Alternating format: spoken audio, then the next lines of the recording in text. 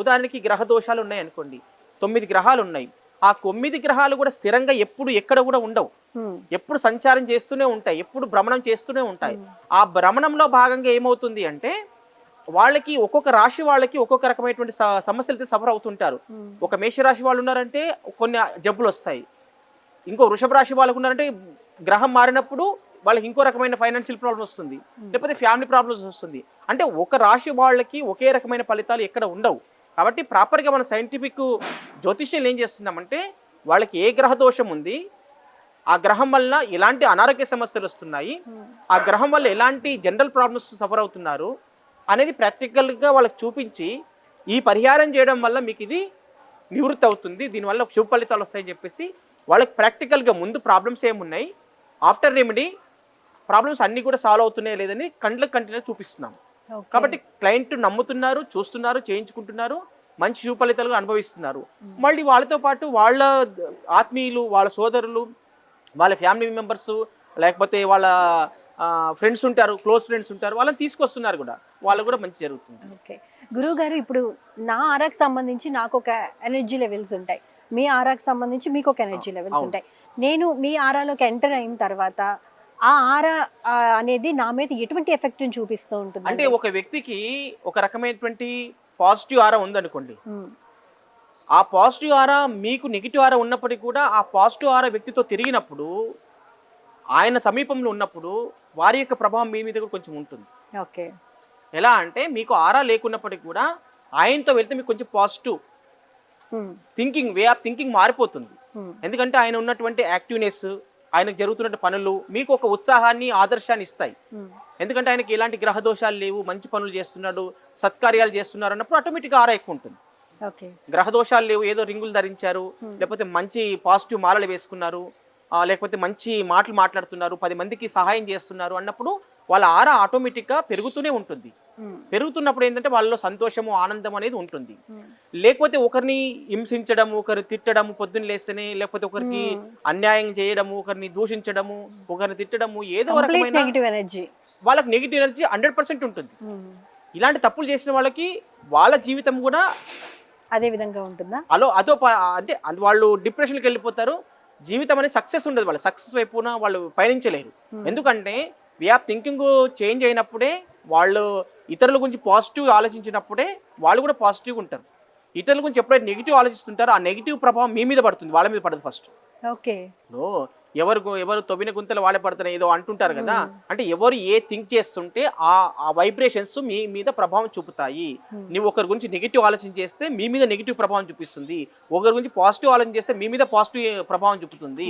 నువ్వు ఏది చేస్తావో నువ్వు అదే పొందుతావు అనేటటువంటిది మనం సైంటిఫిక్ గా ప్రూవ్ చేసుకోవచ్చు. సో మంచిని చూస్ చేసుకుంటే మంచిలోకి వెళ్తావు, చెడుని చూస్ చేసుకుంటే. ఇప్పుడు మీరు ఎగ్జాంపుల్ తీసుకుంటే ఒక మొబైల్ ఉందండి, మొబైల్ ఏ రకంగా ఉపయోగించుకోవచ్చు. మీరు మీ చేతిలో ఉంది అది అస్త్రం. మీరు మీ బుద్ధి అనుసారంగా, మీకు కర్మానుసారంగా మీరు ఏమి అందులో చెప్తే అది మీకు రిటర్న్ వస్తుందా లేదా. మీరు ఒక బిజినెస్ గురించి అడిగారు అనుకోండి, అది బిజినెస్ గురించి చెప్తుందా లేకపోతే వేరే గురించి చెప్తుందా? బిజినెస్ గురించి. మరి అసలు జ్ఞానం లేనటువంటి మొబైల్ నీకు ఏది అడుగుతా చెప్తున్నప్పుడు మనం ఇంత జ్ఞానవంతులు, మనం ఏది చూస్ చేసుకోవాలో మనకు తెలియాలి కదా. మరి గురువు గారు, మేము రెగ్యులర్గా గోశాలకు వెళ్తూ ఉంటాం, రెగ్యులర్గా టెంపుల్స్కి వెళ్తూ ఉంటాము, గో సేవ చేస్తూ ఉంటాము, గోకి ఫుడ్ పెడుతూ ఉంటాము, అన్ని రకాలుగాను మేము మంచి కార్యక్రమాలు చేస్తూనే ఉన్నాం. కానీ మా యొక్క ఆర్థిక స్థితిగతులు కానీ, లేకపోతే మా పరిస్థితులు కానీ అంతంత మాత్రంగానే ఉన్నాయి అని చాలా మంది బాధపడుతూ ఉంటారు కదా, వాళ్ళకి మీరు ఇచ్చే సలహా ఏంటండి? అంటే వాళ్ళకి ఏంటంటే మామూలుగా వాళ్ళు మంచి పనులు, చాలా మంది మీరు అడిగిన మంచి చాలా గుడ్ క్వశ్చన్. ఎందుకంటే నాకు గతంలో ఇది ఒక అనుభవంలో ఉంది. ఇక్కడ వన్ సిటీ అని చెప్పేసి KPHPలో వన్ సిటీ అని ఒక అపార్ట్మెంట్స్ ఉంటాయి. అందులో ఒక మహిళ నా యూట్యూబ్ ఛానల్ చూసిన కాల్ చేసి, గురుగారు మేము అన్ని మంచి పనులు చేస్తున్నాం, గురువుల దగ్గరికి వెళ్ళి సేవ చేస్తున్నాము, గో సేవలు చేస్తున్నాము, ప్రతిదీ కూడా బాగా చేస్తాం, అన్ని బాగా చేస్తున్నాము, దాన ధర్మాలు చేస్తున్నాము, కానీ మాకు ఎందుకో కొంచెం డిస్టర్బెన్స్ ఉంది ఇంట్లో అని అన్నారు. మీరు ఒకసారి చెక్ చేయండి అంటే నేను వెళ్ళి సైంటిఫిక్ ఆరా స్కానర్తో మొత్తం వాస్తు చెక్ చేశాను.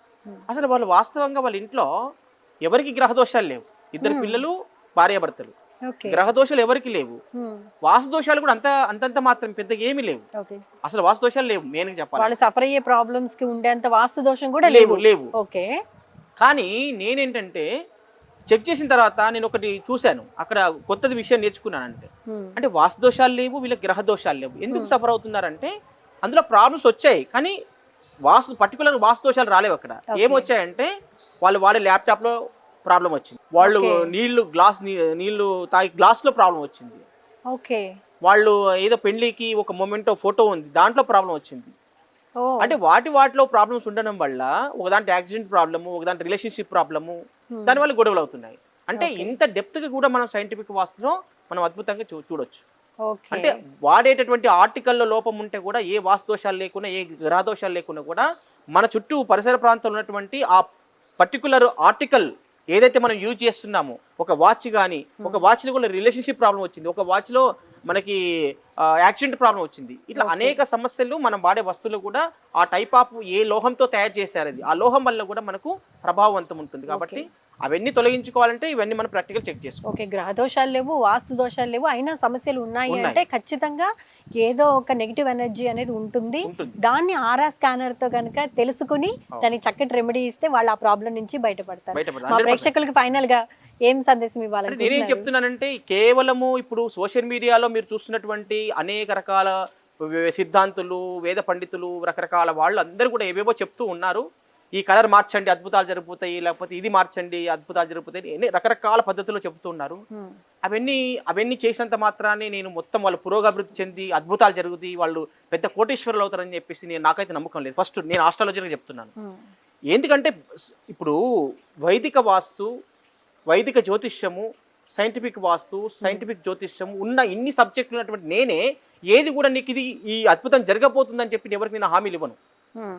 ఇది చేసుకోండి, మీకు ఇది ప్రాబ్లం ఉంది, ప్రాపర్గా ఇది చేసుకుంటే మీకు మంచి జరుగుతుంది అంత మాత్రం చెప్పగలను, మంచిగా అవుతుందని చెప్పి ఫీడ్బ్యాక్ ఇస్తున్నారు.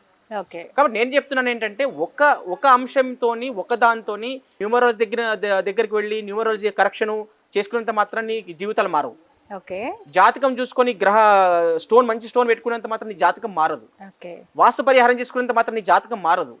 ఎప్పుడు అంటే వీటన్నిటిని బ్యాలెన్స్ చేసుకోవాలి. అంటే మనకు ఒక రింగు పెట్టుకున్నాక ఇంకా మనకు రిజల్ట్ రాలేదు అంటే దానికి కారణం ఏంటి అసలు అని మమ్మల్ని అడగండి, మేము సమాధానం చెప్తాం. ఆ గ్రహ దోషానికి మీరు రింగు పెట్టుకుని నీకు రిజల్ట్ రాలేదంటే మీ ఇంట్లో జియోపతికి వాస్తు రెమెడీ ప్రాబ్లం ఉండొచ్చు, ఫైనాన్షియల్ ప్రాబ్లం ఉండొచ్చు, వాస్తులో లోపాలు జరగవచ్చు, దేవత ఎనర్జీస్ లేకపోవచ్చు, మర్మస్థానాలు దెబ్బతినొచ్చు, బ్రహ్మస్థానం దెబ్బతినొచ్చు. ఏ ప్రాబ్లం ఉంది అనేటటువంటి ఐడెంటిఫై చేసి దాని ప్రకారంగా దానికి పరిహారం ఇచ్చినట్లయితే, అన్నిటికీ పరిహారం చేసుకుంటే మన యొక్క జీవితం అనేటటువంటిది ఎలాంటి ఒడిదొడుకులు లేకుండా సక్సెస్ఫుల్గా రన్ అవుతుంది. రైట్. కేవలం ఒకదాని న్యూమరాలజీని పట్టుకొని, కలర్స్ థెరపీని పట్టుకొని, లేకపోతే గ్రహాలను పట్టుకొని, వాస్తుని పట్టుకొని, సైంటిఫిక్ వాస్తుని పట్టుకొని అలా చేయడం కాదు. ప్రాపర్గా మీరు ఏ అనారోగ్య సమస్యతో బాధపడుతున్నారు, ప్రాపర్గా మీరు ఏ వ్యాపారం చేస్తున్నారు, అంటే ఎందుకు వృద్ధి లేదు, డెవలప్మెంట్ లేదు, ఆ వ్యాపారం మీకు అనుకూలమైందా లేకపోతే ప్రతికూలమైందా, ఒకవేళ అనుకూలమైంది కాకపోతే దాన్ని అనుకూలంగా ఎలా చేయాలి, అది మీకు మీరు అది చేసే సక్సెస్ఫుల్ ఉంటుందా లేదా అనేటటువంటిది దీంట్లో ప్రాక్టికల్గా ప్రతి విషయాన్ని క్షుణ్ణంగా పరిశీలన చేసి, మీకు ఒక ఉదాహరణకి ఒక కంపెనీ పెడుతున్నారు మీరు అంటే కంపెనీ నేమ్లో కూడా కరెక్షన్ చేయాలి, కంపెనీ నేమ్ ఏ కలర్తో లెటర్స్ రాయాలి అనేటటువంటిది ఇంత డెప్త్ దీంట్లో ఉంటుంది.